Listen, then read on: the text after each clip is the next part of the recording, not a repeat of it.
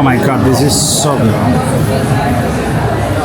Y si en la historia de Navidad el posadero, el dueño de la posada, aquel que no le dio entrada a José y a María, y si ese posadero no existió. Durante generaciones hemos imaginado la historia de Navidad donde está el dueño de una posada que le rechaza la entrada a María y a José. Y si ese personaje nunca formó parte de esta historia. Y yo sé que eso tal vez puede arruinar algunos recuerdos de nuestra infancia, porque en la historia de Navidad que conocemos siempre está el dueño de la posada que no los dejó entrar. Pero yo creo que si entendemos la verdad detrás de la historia, la verdad es mucho más profunda, más poderosa y más transformadora. Porque la historia del nacimiento de Jesús no es una historia de un rechazo, sino más bien todo lo contrario. Es la historia de algo que yo llamo hospitalidad radical. Quiero que veamos detalladamente esta historia para descubrir qué fue lo que realmente ocurrió con lo de la posada y todo eso esa noche en Belén.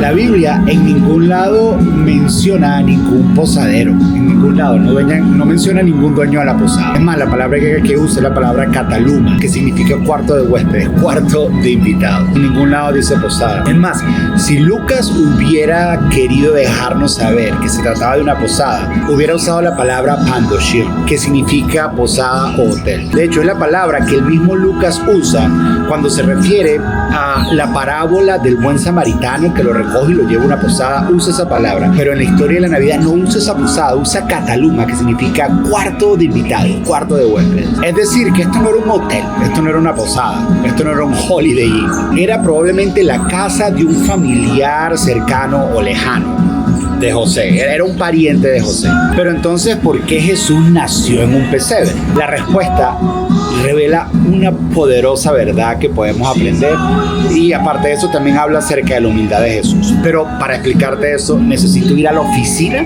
para mostrarte. Miren cómo me tienen la oficina hecho un desorden. Tengo que hacerlo en otro lado.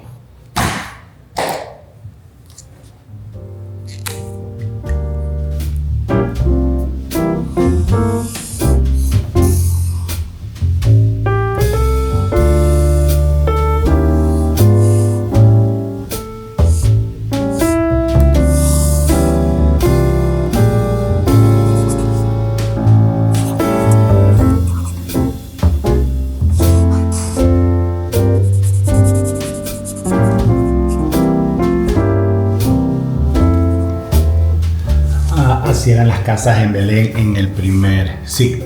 Tenían un cuarto familiar donde ocurría todo, donde comían, donde pasaban tiempo, donde dormían. Como la hospitalidad es un principio tan importante en la época, tenían un cuarto para invitados, pero también tenían en la planta baja, estos son unas escaleras, la gente entraba, tenían en la planta baja una sección para tener los animales. Ahí los animales los guardaban de cualquier depredador que había afuera, pero al mismo tiempo los animales en las épocas de frío y en las noches que hace mucho frío traían calor al resto de la casa, servían como un sistema de calefacción. Es cuando María y José llegaron y no encontraron espacio, es que fueron a casa de un familiar de José, un pariente, puede ser lejano o cercano, pero debido al censo que había en la época, que todo el mundo tenía que regresar a su tierra natal y ellos venían un poco más lento porque ella estaba embarazada, seguramente el cuarto de invitados ya estaba ocupado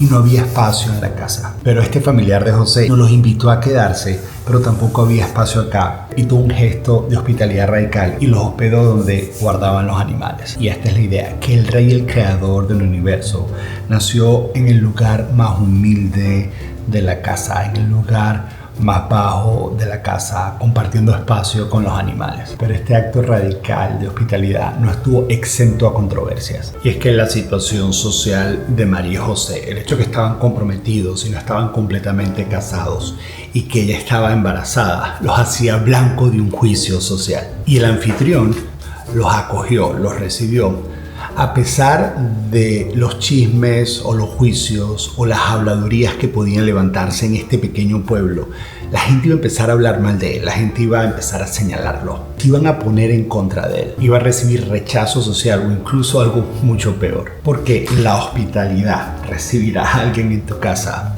por lo general tiene un costo, pero esto es un acto que refleja el corazón de Jesús, refleja el mismísimo corazón de Dios. La pregunta es: ¿qué podemos aprender de esta bienvenida radical, de esta hospitalidad radical? La lección que aprendemos va mucho más allá de este pequeño pueblito de Belén.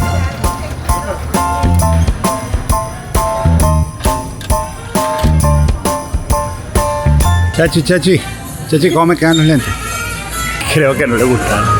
El ministerio de Jesús estuvo lleno de actos de hospitalidad radical. Recibir pecadores, comer con ellos, sanar el día sábado. Jesús rompió todas las normas sociales de la época. Y fue la hospitalidad radical, no la violencia, la que impulsó el reino de Dios y hizo que el imperio romano se arrodillara ante Jesús. El anfitrión en la historia de la Navidad, el que recibió a José y a María.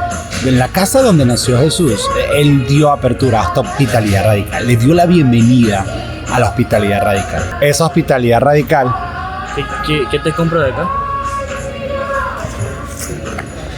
¿Qué es eso? Esa hospitalidad radical que luego Jesús encarnó a lo largo de su vida. Pero cómo eso nos desafía a nosotros a vivir nosotros el día de hoy, ese tipo de hospitalidad radical. ¿Cómo podemos expresar ese tipo de amor hacia otras personas?